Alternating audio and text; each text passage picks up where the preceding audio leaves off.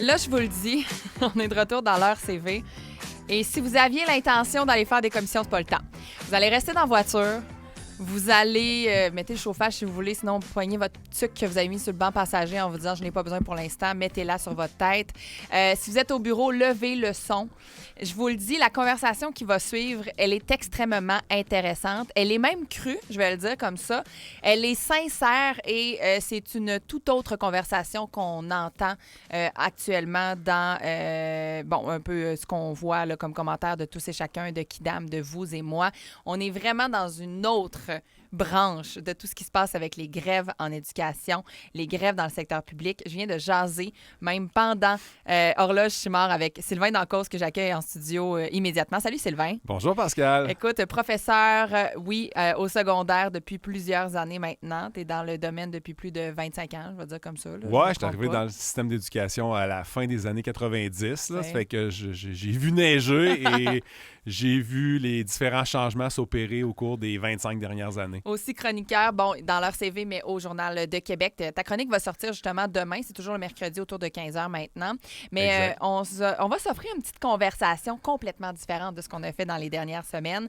Je sens que la tension est vive maintenant. Pas l'attention, la tension est vive de toutes parts. Là, on semble... moi, je disais, j'espère que dans les négociations, syndicats, gouvernement, là, ça boit du café à l'eau de mop, là, puis ça fait ça de 24 heures sur 24. Mais bon, ça, c'est l'espoir fait vivre. Mais je sens que les parents commencent à être très, très frustrés parce que, il y a des jeunes qui ont des examens qui vont peut-être pas aller aussi bien que ce qu'on pensait parce qu'ils n'ont pas nécessairement de devoirs et leçons à la maison. L'apprentissage est coupé. Examens du ministère qui s'en viennent en janvier. Il y en a qui comptent énormément pour le cégep. Et bon... Au-delà de ça, Pascal, je vais te couper tout de suite dans le sens où je comprends très bien ce que tu dis parce que j'ai 3 ados à la maison. J'ai un gars en secondaire 2, un gars en secondaire 3, puis ma fille est en 5e secondaire, donc examen du ministère en anglais et en français à la fin de l'année scolaire. Donc, tout ça, je le comprends, mais je te laisse poursuivre. Mais ça va être... tu sais, moi, hier, je disais certainement qu'ils vont faire en conséquence aussi. Là. Ils savent qu'il y a une grève. Là, ce ne sera pas peut-être les mêmes évaluations à suivre, mais je pense pas que le but est de pénaliser ces jeunes-là qui n'ont peut-être pas eu tous les apprentissages qu'ils devaient avoir avant cet examen-là. Mais je veux pas aller là. Ce que je veux dire, c'est qu'il y a des parents qui commencent vraiment à être fâchés contre les enseignants quand moi, j'ai l'impression qu'on devrait être fâchés contre les négociations entre le syndicat et le gouvernement. D'abord et avant tout, es-tu écœuré de la grève? Je pense qu'il y en a une gang sur les lignes de piquetage qui sont écœurés de la grève. Les sentiments sont partagés. Il y en a qui sont d'une tristesse, d'une grande tristesse. Là. Émotionnellement, il y en a qui craquent? Oui, il y en a qui se lèvent le matin avec les larmes aux yeux, là, donc qui sont dans un état de tristesse avancé. D'autres que c'est de la colère, donc qui sont toujours, en bon français, en tabarnak à tous les matins quand ils se lèvent. Comme plusieurs autres personnes qui sont pas sur les lignes de piquetage. Donc, tu parlais des parents, donc il y en a sûrement qui se reconnaissent quand je dis ce mot-là. Émotion collective. Émotion collective. Puis il y en a que c'est un mélange des deux. Moi, je te dirais que je fais partie de la gang qui sont... Je suis triste et en colère. Mais vous avez voté pour la grève. Exactement. Donc, est-ce que vous regrettez? Est-ce qu'on regrette? C'est quoi le mot qui se passe?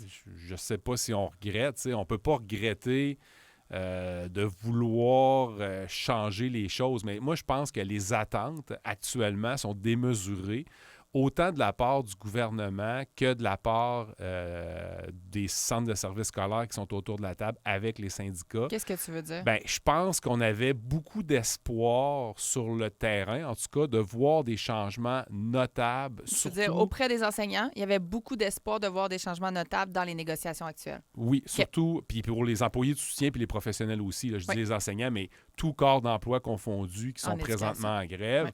Oui. Les employés de soutien en ont long à dire. Les professionnels, il y a quelques articles qui sont sortis récemment par rapport au fait qu'ils quittent pour le privé parce qu'ils ont peut-être plus de possibilités, si tu veux, par rapport à ça. Mais il y avait beaucoup d'espoir. En fait, il y avait beaucoup d'espoir quand la CAQ est arrivée en 2018, quand Jean-François Roberge a été nommé ministre de l'Éducation. Les attentes étaient très grandes. Et M. Roberge avait dit, et tout le monde saluait un peu cette prise de parole-là, je veux rapprocher les décisions de ceux et celles qui connaissent les élèves par leur nom. Donc, tu vois? sur le terrain. On est arrivé en 2018 avec ça, puis le projet de loi 40 n'a pas amené ça. Au contraire, on a davantage centralisé la prise de décision. On a éloigné, cette loi-là a éloigné la prise de décision des écoles. Il y a eu la pandémie aussi. Il y a eu la pandémie aussi. Bon, puis là, tu sais, on arrive avec une négo, puis là, c'est comme si les espoirs ont été déçus. Puis là, c'était comme le dernier espoir qu'elle allait probablement se passer quelque chose ou qu'il faut qu'il se passe quelque chose parce pour qu'il y ait une rétention d'enseignants dans le système. On s'attendait à ce que les choses changent. Les espoirs étaient très, très grands, mais là, on commence à comprendre que ça ne changera pas grand-chose. Ben, je pense que c'est ça un peu la déception. Là. C'est un espoir qui est brisé. Puis tu sais, quand tu perds cet espoir-là, ben, il ne te reste pas grand-chose. Puis la grève fait mal aux élèves, mais fait mal aussi à tout le personnel scolaire. Puis je pense que quand on va rentrer, ça ne sera pas facile. Non pas que les gens ne feront pas leur travail d'une façon professionnelle. Les gens vont être extrêmement professionnels, mais je pense qu'il y aura des cicatrices qui ne vont pas se réparer rapidement, puis les gens vont être amers. Parce que, comme je te dis, les attentes sont élevées. T'sais, on veut comme changer un système parce que, tu sais, une des grandes demandes, c'est la composition de la classe puis la surcharge parce que les élèves vulnérables, en général, n'ont pas les services auxquels ils auraient droit. Puis de plus en plus, ce qu'on voit, c'est, ben, si tu as besoin de services, va au privé. Tu as besoin d'un prof particulier parce que tu as de la difficulté, engage-toi un tuteur. Fait que c'est toujours, va vers le privé, va vers le privé, va vers le privé. Les listes d'attente sont longues. Les listes d'attente sont longues, mais qui a les moyens d'aller au privé? Ben, c'est pas les gens qui sont en difficulté financière ou dans un milieu socio-économique favorisé. C'est les gens... Bon, fait que, ça, on avait espoir. Fait que, la grève, présentement, pour répondre un peu à ta question, moi, si j'étais en prise de décision, je te dirais, ben, on rentre.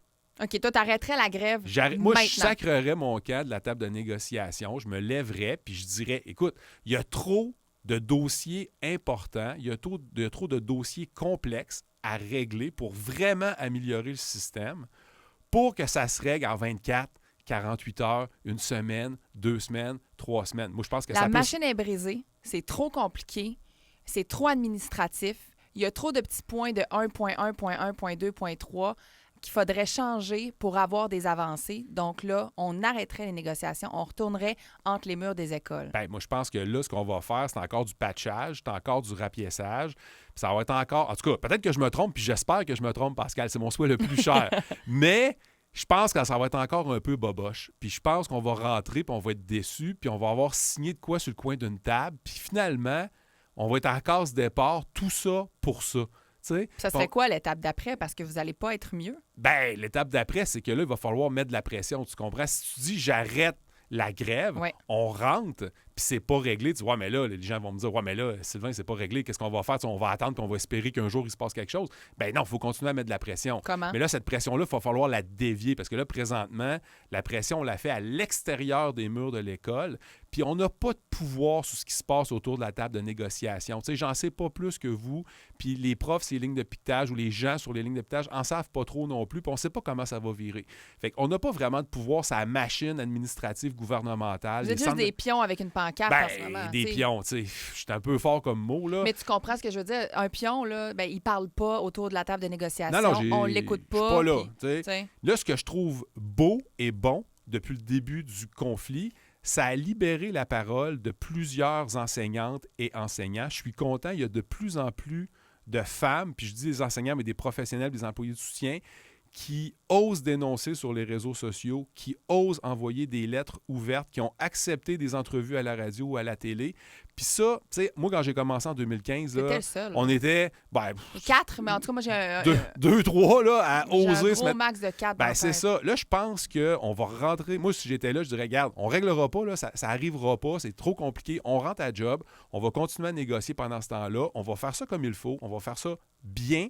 Les élèves vont avoir leur cours, mais pendant ce temps-là, on va continuer à mettre de la pression. On va faire notre job de façon professionnelle, mais la pression, on va la mettre où? On va la mettre sur les centres de services scolaires. Tu veux dire que vous allez tous parler, vous allez tous exposer votre réalité, vous allez donner des exemples concrets. Qu'est-ce qui vous empêchait de faire ça auparavant si vous étiez seulement c'est un devoir, 4 à mon souvenir? C'est un devoir de loyauté, puis le devoir de loyauté est envers la machine bureaucratique. Donc, vous n'avez pas le droit de parler et de dire et d'exposer certaines choses normalement? Normalement, je suis pas supposé... On n'est pas supposé reconnaître mes élèves, mais entre ne pas reconnaître mes élèves puis dire « Excuse, mais là, j'ai, exemple, 4 groupes. Dans mes 4 groupes, j'ai, je dis n'importe quoi, une centaine d'élèves, mais là-dessus, j'ai 26 plans d'intervention. Sur les 26 plans d'intervention, voici ce que j'ai à faire. J'ai des nouveaux arrivants dans mon école. Ces nouveaux arrivants-là devraient avoir de la francisation. Non, qu'est-ce qu'on fait? On les parque dans des classes de réguliers parce qu'on n'a pas assez de de possibilité de les franciser, ces nouveaux arrivants-là. Fait que là, ce qu'on dit, j'ai une classe de 30, le maximum, c'est 32, il me reste 2 places, je vais en asseoir 2 là, puis ils vont apprendre le français, par osmose. Puis ça, normalement, si vous vous prononciez là-dessus, il y avait peut-être des conséquences professionnelles sur votre dossier personnel. Il y a toujours des risques, il y a toujours des directions d'école qui... Puis il y en a... La plupart des directions d'école sont... J'aimerais ça qu'ils parlent plus, eux autres aussi, en passant, là. Je vais passer le message, là. J'aimerais ça qu'eux autres aussi aillent au bat un peu, ça ferait du bien, là. Pour vous aussi, pour l'école, point. Oui. Dans l'école, il y a des directeurs d'école, il y a du soutien, il y a des enseignants, puis il y a des professionnels. Mais là, à un moment donné, il faudrait que tout ce monde-là se mobilise. Puis, à un moment donné, c'est de dire au centre de service scolaire... Moi, je vais te donner un exemple, je trouve, qui est très parlant, là. Pendant la pandémie, j'avais une assemblée générale. OK? Oui. Donc là, tout le monde, on doit s'asseoir. Mais non, on ne peut pas s'asseoir tout le monde ensemble parce que c'est la pandémie. Oui. Qu'est-ce qu'on me dit? On m'a dit, on va faire une assemblée générale virtuelle. Tu sais ce que je l'ai fait, mon assemblée générale virtuelle? Dans l'école, assis à mon bureau, devant mon écran. Ça, c'est ça la flexibilité, tu comprends? Ça, c'est un exemple, mais je trouve qu'il est tellement parlant. On m'a obligé à me rendre à l'école pour faire une assemblée générale à distance, sur mon ordinateur, tu comprends? J'ai écrit un texte là-dessus, c'est pour ça que je ne suis pas gêné de le dire. Oui. Mais moi, ça me met sans connaissance, tu vois? Puis là, après ça, on me parle de flexibilité. Fait que là, à un moment donné, il faut dire non, il faut dire c'est assez, il faut dénoncer, puis il faut mettre de la pression sur les centres de services scolaires qui centralisent, il faut mettre de la pression sur le gouvernement qui centralise, puis il faut que les décisions se rendent en haut. Mais ça va partir de où? Moi, je pense que ça va partir à l'interne, puis il faut que notre posture change. Faut que ça arrête d'être une posture molle puis une posture de oui. Mais on vous l'oblige, cette posture-là. Oui, mais à un moment donné, Pascal, dans la vie, là, tu prends le doigt du milieu puis tu lèves le doigt du milieu de façon polie. Puis je pense que ça pourrait faire en sorte que, parce que plus que vous parlez maintenant, il y a beaucoup de parents, il y a beaucoup de citoyens qui ont été déchirés en se disant « Hey, mon enfant ne va pas à l'école, sa poursuite scolaire ne se fait pas. » Mais en même temps, je les entends, puis Colin, je savais pas ça, je savais pas ci, je savais pas. Et ça a délié justement d'autres langues, mais ça a aussi fait comprendre le quotidien que vous avez. Quels sont les risques de parler comme ça pour un enseignant? On verra. Je veux dire. Parce que ça a toujours été une menace. Il y a le cas qui a fait figure, qui a comme été chercher l'imaginaire collectif, qui était Katia Dufault, il y a quelques années, qui avait osé parler à Patrick Lagacé, puis qui s'est fait mettre dehors par son centre de service scolaire par la suite. Elle n'enseigne plus. Non, elle s'est fait tasser par Qu'est-ce qu'elle revendiquait? Elle décrivait son quotidien dans sa classe. Elle décrivait ce qu'elle devait payer. Elle décrivait ce qu'elle vivait comme enseignante, tu vois. Puis elle a osé parler à Patrick Lagacé. Il a écrit un article, puis elle s'est fait mettre dehors du centre de service scolaire d'Émile-Île. Dans ce temps-là, c'est la commission scolaire. Fait que, tu sais, ça marque l'imaginaire. Fait que oui, tu peux avoir un blâme qui, somme toute, moi, me fait sourire. Mais après ça, oui, tu pourrais être suspendu. Mais tu sais, je veux dire, c'est le temps de la tester, la machine. Là. Puis tu sais, mes 13... Plus que de gens qui vont parler aussi, plus que ça va être une pression sur la machine et pas un individu qui parle. C'est exactement ça, tu sais. Puis peut-être que la comparaison est boiteuse. Je vais quand même la faire délicatement. Mais tu sais, le mouvement MeToo, c'est parti de quoi? C'est parti de dénonciation. C'est parti d'une vague sur les réseaux sociaux avec des gens qui ont osé prendre la parole, qui ont osé décrire certaines choses, puis ça a engendré un phénomène collectif. Moi, je pense qu'on est là. Je pense pas que ça va se régler autour d'une table. Puis je pense que, regarde, ça suffit les niaiseries. On rentre, puis on va travailler pour le bien de l'élève, tout le monde ensemble dans l'école, mais on va mettre de la pression où il faut. Puis quand on va me demander des choses qui n'ont pas d'allure, je vais dire non, puis je vais assumer les conséquences. Tu vois, ça fait déjà 13-14 journées que je suis en grève générale illimitée, ma blonde aussi. Fait que là, tu comprends que ça fait 28 jours sans salaire. J'aurais pu répartir ça sur 13-14 semaines, puis à chaque journée, me faire couper une demi-journée parce que j'ai dit quelque chose que mon boss n'était pas content ou j'ai refusé de faire quelque chose où j'ai ouvert ma trappe dans un jour. Puis là, j'aurais pu étirer ça longtemps puis mettre de la pression. Une autre façon de faire la grève avec, somme toute, les mêmes conséquences pour le moment, là, soit de parler. Mais toi, tu le fais pour les autres. As-tu l'impression qu'il y en a qui vont être capables de le faire parce qu'il faut avoir la Quenza quand même? Il y a des gens qui vont dire « Hey, j'ai étudié tellement longtemps à faire ce job-là, c'est ma job de rêve, j'ai pas envie d'être sanctionné. » Puis on comprend tout ça. Oui. Tu as une attitude qui me rejoint plus un peu dans la vie, malgré que il manque un peu de guts des fois sur certaines choses, mais as-tu l'impression que beaucoup seront capables de suivre ce mouvement-là? Il faut se mobiliser en équipe. Il faut que l'équipe, si le professionnel, qui est l'orthopédagogue, vit quelque chose dans l'école, mais il va falloir que l'équipe, comme c'est Ligue d'un piquetage, même affaire, mais avec les élèves dans nos classes, il va falloir que l'équipe se mobilise puis que l'équipe dise « Hey, ça n'a pas de bon sens ce que tu demandes à l'orthopédagogue. Hey, ça n'a pas de bon sens le nombre de dossiers qu'il y a à traiter. Hey, ça suffit. Puis de sortir avec ça. Hey, ça nuit aux élèves, finalement. Ben oui. Est-ce que les parents pourraient faire la même chose de l'autre côté? Est-ce que tu vois quelque chose que les parents pourraient faire pour vous appuyer et aussi parler? Il y a un nouveau système de protecteur de l'élève. Ben, c'est le temps de le tester. Je veux dire, aller sur le site du protecteur de l'élève. Il y a des formulaires qui sont là pour des plaintes. Moi, tu vois, je ne peux pas aider un élève à compléter une plainte. Je ne peux pas aider un parent à compléter une plainte. Donc, si le parent vit une plainte, ben, c'est à lui à aller le faire, aller chercher le formulaire, puis d'aller de suivre. Mais ça prend de l'énergie, Pascal. Tu comprends? Là, tout ce qu'on vient de dire là, c'est ça des fois qui est dur, c'est que ça siphonne du temps, ça siphonne ton psychologique, ça siphonne ton physique, puis tu viens fatigué de te battre. Ouais. Autant pour les parents que pour les gens qui sont sur le terrain. Fait que, tu sais, toute l'énergie que je vois présentement, il faut la canaliser de façon positive et constructive, mais pour le bien de l'élève, pour le bien de l'école, puis présentement, je ne vois pas d'autres solutions. Moi, en tout cas, s'il y en a d'autres, je suis prêt à les écouter. Tu n'y crois plus à la grève, tu n'y crois plus aux négociations actuellement. T'espères.